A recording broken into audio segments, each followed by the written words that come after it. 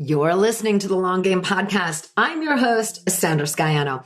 I have been taking calls with business owners who are telling me how they have moved to digital products in the past year. And at this point, they're really ready to take the next step and move forward even more. And now is such a good time. Why not? Because if you don't get started now on what's next, it's going to take you that much longer to develop a business in digital courses. Digital courses are business streams. They're not just revenue streams, and they need to be approached that way. They need systems and strategies so that a foundation is built to support the business as it grows. And there's some mindset work to be done to keep moving forward as well. So today I'm sharing a few things I'm hearing from digital course creators and membership site owners. And we're going to talk about how to move through these things if you are experiencing the same.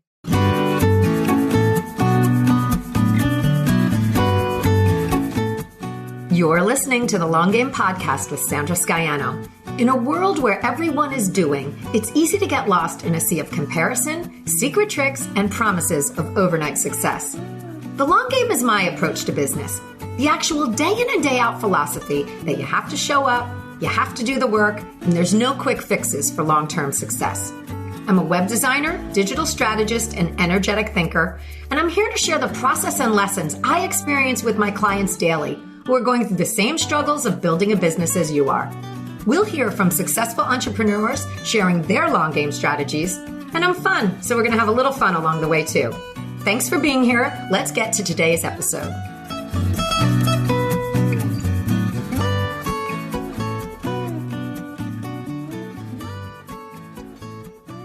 All right, what people are telling me. I want to share a few things that business owners are telling me what they're struggling with when it comes to their pivot to digital courses and memberships. And maybe you'll see yourself in one of these thoughts as well.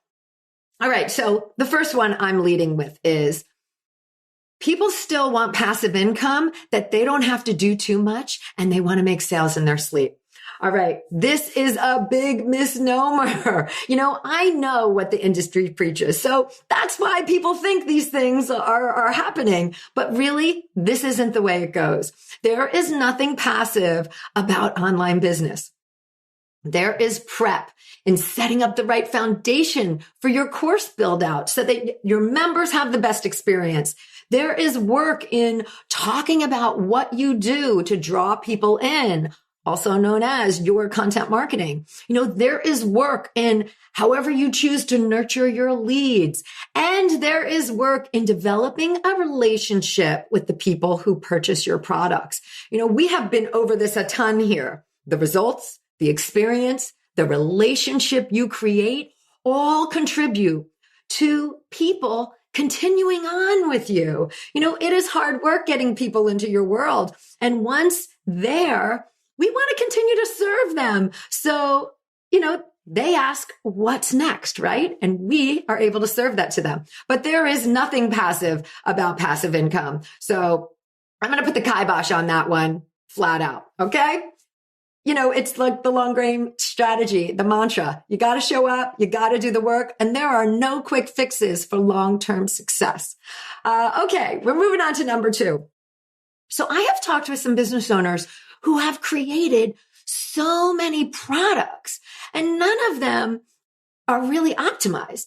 I love content. We all know that. And I love, business owners who are really know their area so well and content just flows out of them, but having too many programs to choose from at the onset can cause overwhelm in the buyer and can really lessen your amount of sales. So have you guys heard of the jam jar experiment? All right. This study was conducted by psychologists from Stanford and Columbia University. And they went to a market, a grocer, the kind that has like 100 different mustards available. So they set up 2 tables, and one table has 24 jams and the other table has 6 jams. And they went on normal weekend times, and there were hundreds of people who were in the store. And so the 24 jam table, it really attracted a lot of interest. Like, ooh, look at all these jams. Let's taste them, all of that. But ultimately, it made less sales. And it was determined that too many choices overloads the consumer. 30% of the people who went by the 6-jam table made purchases, and only 3% of the people who went to the 24-jam table bought. That's a huge difference. There may have been a lot of excitement there, but there weren't a lot of sales. So this isn't to say that there isn't a place for multiple courses. Like, there most certainly can be, but you've got to be strategic about your approach, right? What's the roadmap that the customer is taking? We don't want to just put a bunch of things out there and the customer doesn't know which way to go, what to buy first. How are you leading the customer from one product to the next? Are you even doing that? Learning is a process. So it makes sense if you do that. And, the idea here is to really be thoughtful and strategic about what you're offering. Okay. Number 3, what I'm seeing, course creators are trying all the things that they've learned in courses they have taken themselves. And really, the biggest lesson here is to do what feels right to you. Yes, those methods that we have learned, they can work. And sometimes they're a good fit, and we can really follow a launch method that can work out for us. But mostly that's because it's a thought out strategy. So if you're thinking out your own strategy, you can take those different tidbits and then customize it to your brand and your situation. The best feeling work, the most comfortable work is when you are doing you. And I hear so many business owners try to do what works for others exactly that way. And we never really know what issue another business owner is solving in their business with their approach. We don't always have the same audience. And, our products are unique, right? I want to share a story with you about Bill Murray. We all know him, super successful over the years. And he does not have a manager or a PR team. If you want to get in touch with Bill Murray, either for a film or an interview, there is an 800 number that you can call and leave a message. He will call you back if you have piqued his interest. And yes, he's famous and he keeps being famous by the work he produces and doing things his own way, but he's doing things his own way even in the big machine that is Hollywood. And it's amazing to think that he has been accepting pitches and media invitations in this way for years, right? He's doing it his own way.